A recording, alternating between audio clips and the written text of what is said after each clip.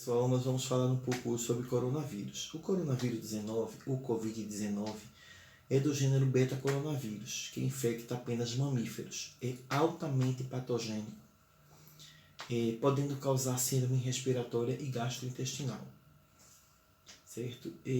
A cada dia o conhecimento sobre o Covid ele aumenta, porque a cada dia novas orientações são voltadas, vindas no caso da Organização Mundial de Saúde, do Ministério da Saúde, que são atualizadas com frequência. O que nós iremos passar aqui é mais ou menos o que está baseado dentro das últimas informações. A maior parte do conhecimento que temos, que provém do acometimento de adultos, pois a infecção é sintomática em crianças e pouco comum, na verdade, quando se apresenta geralmente leve. Nos adultos, nós vamos ver as incidências, que é maior a incidência, né? Há poucos casos graves relatados em crianças. Para informações em tempo real, nós estamos sempre procurando os menus dos principais sites, Ministério da Saúde, OMS, etc. A fisiopatologia trata-se que período de incubação é em média entre 5,2 dias, podendo chegar até 14 dias. O tipo de transmissão ele ocorre pelas gotículas, pelos fômites, aerosol e raramente fecal-oral. O período de transmissibilidade é em média de 7 dias, porém há relatos de transmissão por pessoas assintomáticas, certo? Na anamnese, nós temos que entender que a apresentação clínica é muito variável, podendo ser assintomática, ter a apresentação de resfriado ou síndrome gripal, até síndrome respiratória, aguda, grave, que pode ser letal ao paciente. É importante questionar sobre quando o quadro se iniciou, quais os sintomas que o paciente apresenta, se houve contato com pessoas infectadas por Covid-19 e se há fatores de risco, certo? Que lá na frente iremos falar sobre esses fatores de risco. Embora qualquer paciente possa desenvolver síndrome respiratória aguda grave pelo Covid, até o momento a maior parte dos lactentes, crianças e adolescentes, não desenvolveram esses sintomas leves ou foram, como eu já falei anteriormente, assintomáticos. A idade média de acometimento dos pacientes com Covid-19 foi entre 49 e 56 anos, nos estudos de corte de pacientes internados, certo? Há relatos de Covid-19 em crianças e adolescentes, como já foi falado, mas não com tanta gravidade quando esses acometimentos em adultos, certo? Os sintomas do Covid-19, eles são sintomas de uma síndrome gripal, com alguns sintomas a mais, né? Na verdade, de uma doença viral. Então, o paciente pode chegar com febre, com tosse, com dispneia, e com dor de garganta, com anosmia, certo? Ele não sente o cheiro, ele não sente o gosto do alimento, a mialgia, né? As dores musculares, a fadiga, a coriza, a dor torácica, a náusea, a cefaleia. Pode também apresentar hemoptise, certo? Manifestações gastrointestinais como vômito, diarreia, certo? Os fatores de risco idade maior que 60 anos de idade, pacientes diabéticos, pacientes pneumopatas que têm pneumopatias crônicas, doenças cardiovasculares, gestação, câncer, pacientes imunocomprometidos, certo? A apresentação da doença varia de acordo com a gravidade, certo? Ela pode ser uma apresentação sintomática leve, sem pneumonia ou com pneumonia leve. Grave, ela vem com dispneia, hipóxia, com maior 50% do comprometimento pulmonar. A crítica, no caso, ela pode ter disfunção respiratória, disfunção de órgãos, disfunção cardiológica. Essa abordagem diagnóstica na suspeita, na verdade, é clínica. Os exames laboratoriais e radiológicos devem ser feitos nos casos graves. Idealmente, o diagnóstico laboratorial para identificar o vírus deveria ser feito para todos, mas nós sabemos que a falta de teste no Brasil pacientes graves e profissionais de saúde estão priorizados, os pacientes que têm maior incidência. O hemograma pode mostrar uma linfopenia, certo?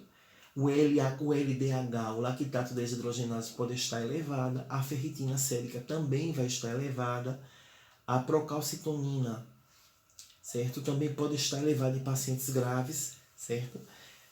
Provas de função e lesão hepática, pode ter elevação das transaminases, o dedímero alto também, certo? A linfopenia grave.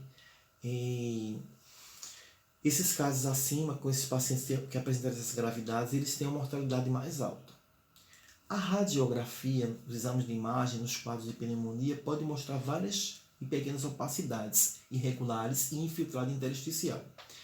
A tomografia de tórax nos quadros graves pode revelar infiltrado em aspecto de vidro moído ou vidro fusco, geralmente bilateral, associado ou não às áreas de consolidações. Menos frequentemente pode ter derrame pleural, espessamento pleural ou linfadenopatias. É interessante se fazer 2 hemoculturas periféricas, que devem ser colhidas para fazer diagnóstico diferencial com a sepse bacteriana nos pacientes graves. Os pacientes com COVID podem complicar com infecção bacteriana secundária, certo? Então, para o diagnóstico laboratorial, para identificar o vírus COVID-19, o nCoV 2019, pode ser feito por meio de técnicas de RT-PCR, em tempo real e em sequenciamento parcial ou total do genoma viral. Os casos suspeitos, você precisa ter um parâmetro, né? Ou seja, febre ou pelo menos um sinal, sintoma respiratório, como tosse, dificuldade para respirar, batimento de asas no nariz, entre outros. E contato próximo de caso confirmado com alguém que teve coronavírus, na família, no trabalho, enfim, né? Com algum lugar que esteja muito grande, a contaminação, a virose esteja muito alta, né? Nos últimos 14 dias anteriores ao aparecimento dos sinais ou sintomas, certo? A febre e pelo menos um sintoma respiratório, como eu já disse, tosse, dificuldade de respirar, batimento de asas de nariz, entre outros, certo?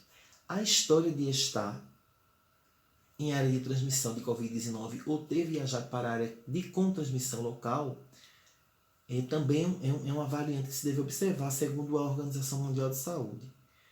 E febre, pelo menos um sinal de sintoma respiratório, certo? Que foi o que a gente já realmente, a gente está batendo nisso aqui para a gente ter uma noção de que o paciente ele tem que estar pelo menos com esses 2 sintomas, febre, mas sintomas de, né, esses outros sintomas que o paciente pode ter da síndrome gripal e também sintomas gastrointestinais, cefaleias, certo?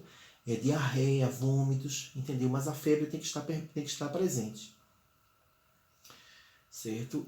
A definição de contato próximo é que deve estar a 2 metros, aquelas orientações que nós damos ao paciente, de um paciente com suspeita de causa por Covid, dentro da mesma sala ou área de atendimento, certo? Ou aeronaves, ou em outros meios de transporte, por um período prolongado, sem uso de equipamento de proteção individual. Aí realmente há uma grande chance de se contaminar, certo?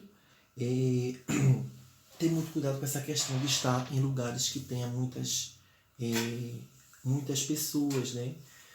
Que esteja com muito aglomerado de pessoas. Então isso é muito perigoso, porque esse contato com os fluidos corporais sem uso de EPI é altamente perigoso, certo? Pode não ocorrer febre em pacientes jovens, idosos, imunossuprimidos ou que usaram antitérmico. Pode. Porque às vezes o antitérmico, o antitérmico ele vai mascarar a febre, a infecção, aliás, né? Então, o diagnóstico diferencial podemos também ver aí influenza, parainfluenza, infecção por adenovírus, infecção por outros coronavírus, infecção por vírus sincicial respiratório, pneumonia, certo? Então vamos, assim, as complicações. As complicações, ela podemos enumerar como síndrome respiratória aguda grave, choque séptico, insuficiência renal aguda, lesão cardíaca aguda, infecção bacteriana secundária. Nos casos de insuficiência respiratória aguda, nos casos moderados, avaliar o uso de ventilação não invasiva.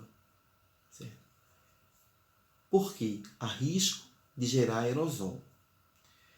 Não proteger a intubação orotraqueal nos pacientes hipoxêmicos não responsivos à oxigenoterapia e então intuir ventilação mecânica invasiva precocemente.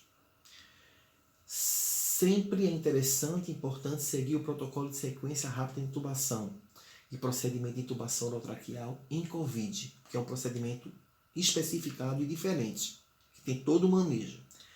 Se for possível, usar o videolaringoscópio. O profissional mais experiente em intubação, que são os anestesistas, os clínicos gerais, que já estão digamos assim, preparados para esse procedimento, é interessante porque ele já tem todo um manejo. Mas se o médico que vai atender um paciente numa emergência, ele tem que realmente estar preparado para adotar essas medidas, né, de proteção, protetivas, né, que são as EPIs, e como vai intubar o paciente para não ter contato com os aerosóis, certo? A síndrome do desconforto respiratório agudo, geralmente usamos ventilação controlada de pressão, a pressão, ou seja, assistida controlada. Visa ventilação mecânica invasiva protetora. FiDO2 menor ou igual a 60, delta de pressão menor ou igual a 15, titular de PIP conforme a necessidade de FiDO2, visar o volume corrente inicialmente, que é interessantíssimo e importante, isso de 6 a 8 ml por quilo. Outra coisa importante que é a pressão de platô de 28 a 32 cmH2O. Caso você ache que o paciente está com síndrome de desconforto respiratório agudo por outras patologias, né, é interessante, por isso que a gente faz aquela colheita dos exames em vez de 2 calibres, em cada braço, para a gente saber como é que está a situação do paciente, para ver como é que está, se ele está séptico, né? Os exames necessários para se também fazer a avaliação do COVID no paciente, certo? É interessante você utilizar também a questão o cuidado, no caso, com a volemia, para que não seja superior a 60 ml por quilo, né? Certo? Outra coisa que eu vou me lembrar, sim, iniciar minas vasoativas por acesso venoso profundo, certo? E aí você vai ter que ter realmente uma prática em sepse, porque você vai tratar com o paciente que está com Covid e está sepsêmico também, porque ele já vai estar no quadro de gravidade. A medicação que geralmente é usada é a hidroxicloroquina 400 mg de 12 em 12 horas como dose de ataque no primeiro dia e depois 400 miligramas uma vez ao dia na segunda, terceira, quarta e quinto dia. Segundo, terceiro, quarto e quinto dia. O uso de azitromicina 500 mg, um comprimido uma vez ao dia por 5 dias. Ivermectina 6 mg, 3 cápsulas, dose única. Está sendo usado enoxieparina 40 mg subcutânea uma vez ao dia por 7 dias. Vitamina D, 50 mil unidades, uma cápsula dose única por semana, durante 4 semanas, durante um mês. O uso de zinco, uma cápsula por 30 dias. Esse protocolo que foi usado agora, eu vi que está sendo usado em pacientes que confirmou a suspeita, confirmou o Covid, mas não está agravado. Né? Então é uma forma, vamos dizer assim, precoce de tratamento contra o Covid, certo? Na UTI ele vai ser utilizado outros antibióticos também para combater os bichos mais perigosos, né, na verdade, né? Então, os testes para se confirmar, o teste rápido de HN1, o de Covid também, né, hemograma completo, coagulograma, glicemia, ureia, bilirrubina, total e infrações, TGO, TGP, HDL, ureia, creatinina, lactato, dedímero, PCR, sódio, potássio, magnésio e ECG. São os exames que geralmente é pedido com este paciente que já está